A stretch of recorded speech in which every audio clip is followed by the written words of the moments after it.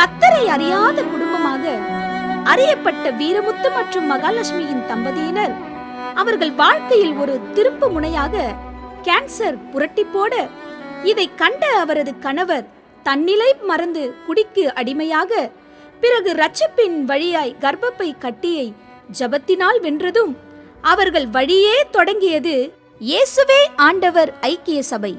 காலம் எனும் கப்பலில் திசையறிந்த சபையாம் இயேசுவே ஆண்டவர் ஐக்கிய சபையின் அடுத்த பரிணாம வளர்ச்சியாக பார்க்கப்படும் எப்ராத்தா வாலிபர் கூடுகையின் முதல் மைல்கல் நடப்பட்ட வரலாறு ஒரு காலச்சுவடு.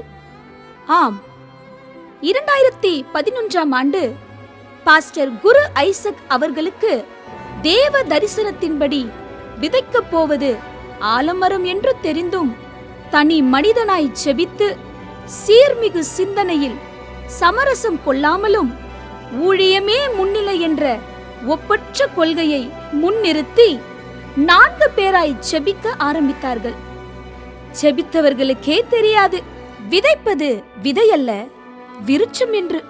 ஏதோ கிருபையில ஆரம்பித்த ஒரு வாலிபர் கூடுகையை ஆரம்ப காலங்களில் தன் நட்புகளோடு அலங்கரிக்க ஆரம்பித்த இவர்கள் வாலிபர்களின் மன திரும்புதலின் ஒரு எழுப்புதலை நிலைநாட்டியது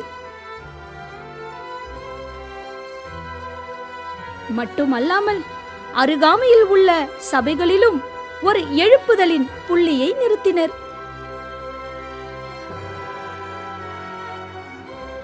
ஆம், அதோடு நில்லாமல் இதற்கு மணிமகுடம் சூட்டும் விதமாக 2012ஆம் ஆண்டு தேவ ஆட்டுக்குட்டியின் சபையின் தலையாம் பாஸ்டர் ஐஜான் அவர்களால் எப்ராத்தா என்று பெயர் பெற்று மின்சார ரயிலாக இருந்த ஒரு வாலிபர் கூடுகையை எக்ஸ்பிரஸ் ரயிலாக தரம் உயர்த்தப்பட்டது. இதுவும் ஒரு தேவ மகிமையே.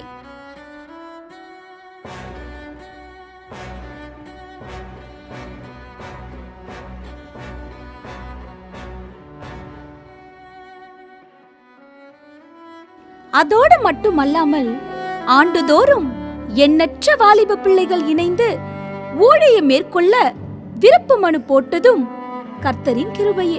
ஆம், இக்கூட்டத்தால் திரளான இளம் வாலிபர்கள் தேவனால் தொடப்பட்டும் மனம் திரும்பப்பட்டும் அநேகர்கள் போதகர்களாகவும் ஊழியர்களாகவும் விசித்தரிக்கவும் பட்டனர்.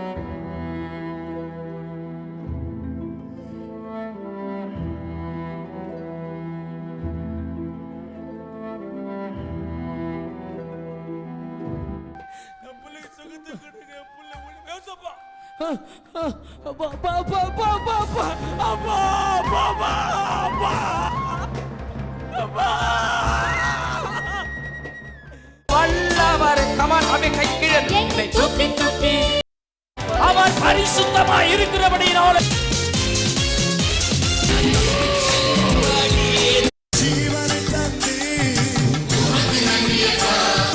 வாங்க சங்கீதா, வாங்க சங்கீதா.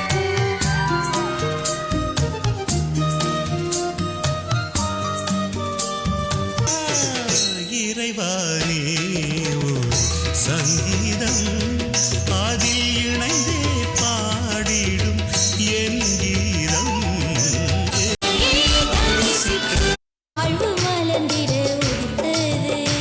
வந்து கலந்து கொண்ட ஒவ்வொரு போதகர்களையும் ஆண்டவரே, அவருடைய சபைகளையும் இந்த விசுவாசிகளையும் நீர் ஆசீர்வதிக்க வேண்டுமாய் நாங்கள் செபிக்கிறோம்.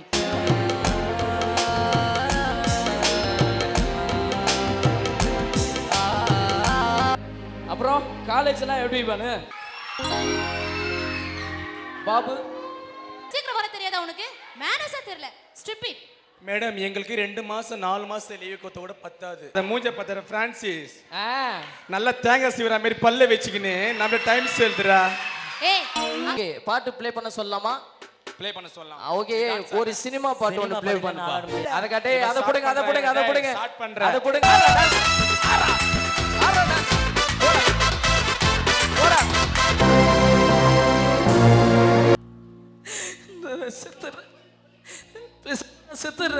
எசேக்கியேலுடைய மரணம். ஐயா ஐயா ஐயா, அந்த தீவின் கையில் ஐயா ஐயா ஏதோ ஒரு தீவெட்டி எரியுது ஐயா ஐயா ஐயா என்னையா இது என்னையா இது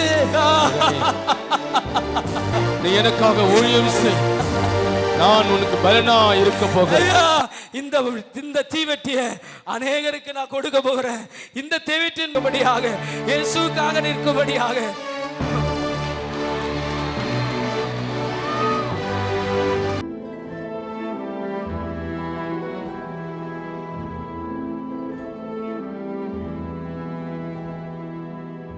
பின்பு இவ்வளவும் செய்த ஒரு வாலிபர் கூட்டத்தில் லூசிபரின் ஆவிகளும் இருக்கத்தானே செய்தனர். அந்த சதிக்கூட்டத்தையும் ஆண்டவரின் வார்த்தையால் வெற்றிகரமாக அடக்கமும் செய்யப்பட்டனர். குறிப்பு, லூசிபரின் வாரிசுகளுக்கு மட்டுமே சமர்ப்பணம். ஒரு சிலர் ஆரம்பம் முதல் இந்நாள் வரை ஊழியத்தை தம் உழைப்பை கொண்டும் இன்றும் சபையின் தூணாக நிற்கத்தான் செய்கின்றனர். இதுவும் தேவ மகிமையில் கிடைத்த முத்துக்களே. குப்பையில் இருந்த என்னை உயர்த்தி வைத்தீரே, ராஜாக்களோடு என்னை அமர செய்தீரே.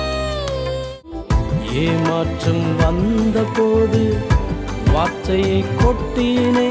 திசைகள் ஒன்று என பயணித்த எப்ராத்தா என்னும் கப்பலில் ஒவ்வொரு ஆண்டும் வெவ்வேறு விசேஷித்த வரப்பெற்ற மாலுமிகளையும் நிலைநிறுத்த செய்தோம். ஆண்டுகள் தோறும் வெவ்வேறு தலைப்புகளை கொண்டு முன்னேறும் இந்த எப்ராத்தா கப்பலானது இந்த ஆண்டும் எங்கள் போதகர் ஈவி குரு ஐசக் அவர்களின் ஜெபத்தால் கிடைக்க பெற்ற தலைப்பாம் தைல கொம்பை கொண்டு அரங்கை அதிர வைத்துக் கொண்டிருக்கிறது.